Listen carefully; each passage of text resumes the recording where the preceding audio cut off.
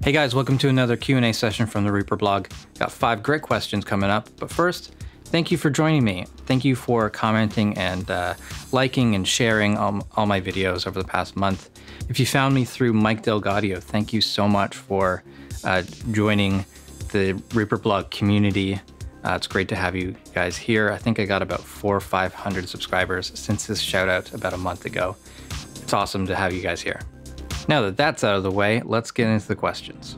First question comes from Matthew. Have you ever thought about designing your own plugin? A few years back, I had an idea of a plugin that would take the low frequencies and turn them into mono and have it adjustable frequency and things like that. Back then, it was more difficult to do. Now there's probably a dozen different plugins that do that, including some free ones that come with Reaper, VUMT Deluxe. I probably use that one the most for that task. But you can do it in Ozone, you can do it in the Tone Boosters EQ, any of the high-end EQs, you can do that as well. If I had a good plugin idea, I probably would work with a developer, someone that's made plugins before, just either pitch them idea as a partnership or something like that. I wouldn't bother trying to learn how to make it myself, because it's not going to be worth it for me.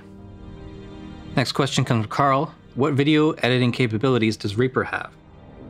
There's a lot of things that Reaper can do for video editing. Primarily, you're going to be cutting longer clips into shorter clips, and you can do that so easily with grouped editing and ripple editing. And it's basically just the same as cutting audio. So that's a huge advantage over video-specific programs, because none of them do grouping properly. Most of them don't do ripple editing properly. Having both of those features, plus the ability of making custom actions, having everything you do with the mouse and keyboard totally customizable, that's what makes Reaper a better video editor for me.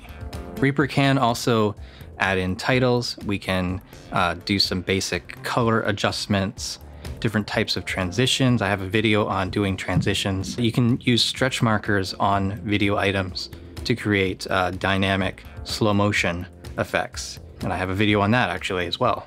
So Reaper can do a lot with video, but it can't do some kind of advanced things. Masking and compositing, using different blending modes, way that stacked video clips actually interact with each other.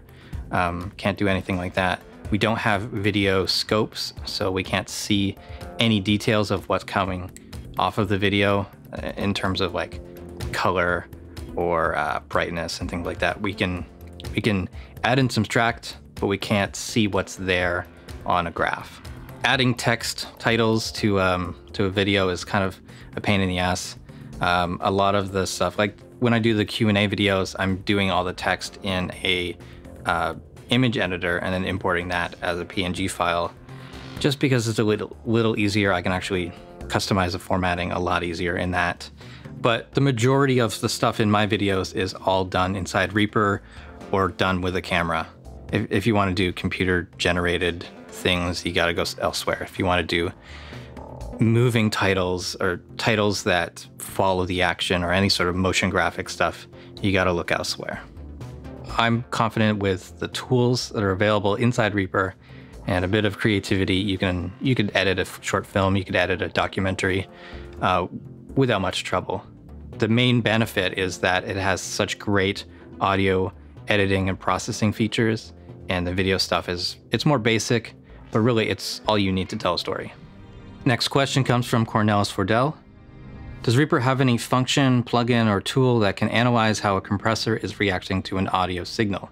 So Reaper actually has a plugin called the gain reduction scope, and you can put that after a compressor, send that plugin the same signal plus the output of the compressor, and you can see how the signal has changed going through that compressor.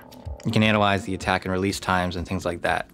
I showed that plugin when it was released. I've also heard that kind of inside of Reaper, they're going to change something so that compressor gain reduction can be shown in some way, either in a plugin or in, or actually like in the Reaper's theme.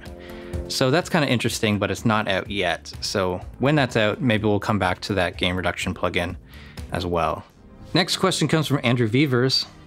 What's your opinion on Reaper as an audio editor? Do you jump out to a destructive editor for fine waveform tweaks? And if so, which editors? Or do you get by utilizing things like non-destructive crossfades, automation, etc.? For the most part, I stay inside of Reaper. Non-destructive works great for the way that I like to work. If the plugin versions of the RX tools aren't working on the track or on the individual items, I'll send that file over to RX. I have a video on using external editors, and I'll do the click removal or spectral repair and things like that. I'd say I only do that in like 1 in 20 different projects. You definitely do it more when you're working on film stuff than like normal audio recording stuff. I'll do a lot of item volume automation as a way of doing sort of waveform manipulation. I don't think I need destructive editing, and we have spectral editing on the track, and I've used that a few times as well.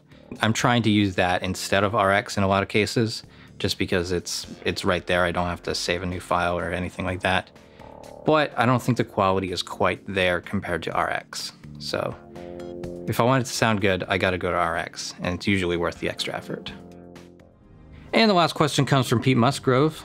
There's a lot of information online about acoustic treatment for a room. We can find how to make absorbent panels and bass traps, but how do we know when we've done enough treatment or too much? If our ears don't know what a room is supposed to sound like, how can we know? You have to analyze your room with some sort of room measurement software and a calibrated microphone. Room EQ Wizard is one common one that's pretty easy to use. It sends out a tone at a specific volume out of your speakers, it gets picked up by the microphone, and then it compares the source signal to this frequency content of the recorded signal, and then it plots that on a graph, either frequency or a waterfall graph. Waterfall graph shows frequency over time.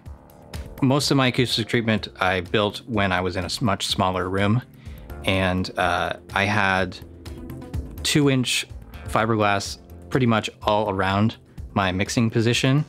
I measured and found that the high frequencies were being attenuated way too much. I ended up replacing the side panels of my mixing position with diffusion, like these ones here, and that controlled the sound, but it did not kill the high frequencies. It scatters the sound so you don't get that harsh flutter echo. It breaks up the parallel wall, but it doesn't kill all the high frequencies. And that made a huge difference. And when the next time I measured, it was much flatter, much more even response. The low frequencies are going to be the hardest part. So you want to have lots of treatment in the corners and kind of behind your speakers in that area. Any parallel walls, you want to have some sort of treatment, especially around your mixing position. And when you're measuring, if you run into issues where it sounds really dark, or it's the graph is just like a steep cutoff in the high frequencies, try moving some of the panels away so it's scattering sound. Use diffusion, things like that. It takes a lot to treat the low frequency problems of a room, and sometimes it can be overkill for the higher frequencies. For me, the solution was to switch to diffusion in some areas of the room, and that made a huge difference. And that's it for the Q&A. Thank you so much for watching. Thank you to my patrons that help pay for these videos, help keep the Reaper blog running. If you want to be a patron, you can go to patreon.com/thereaperblog. If you could contribute $1 or $2 every month, that would help so much to pay for my time editing, pay for new equipment, pay for upgrades, and keeping the website going and keeping the newsletter going, all the things that help me help you guys. And that's it for this video. Thank you so much for watching. Please subscribe to the channel if you haven't already. Follow me on Facebook and Twitter, support the Reaper blog through Patreon, and visit reaperblog.net for a lot more tutorials.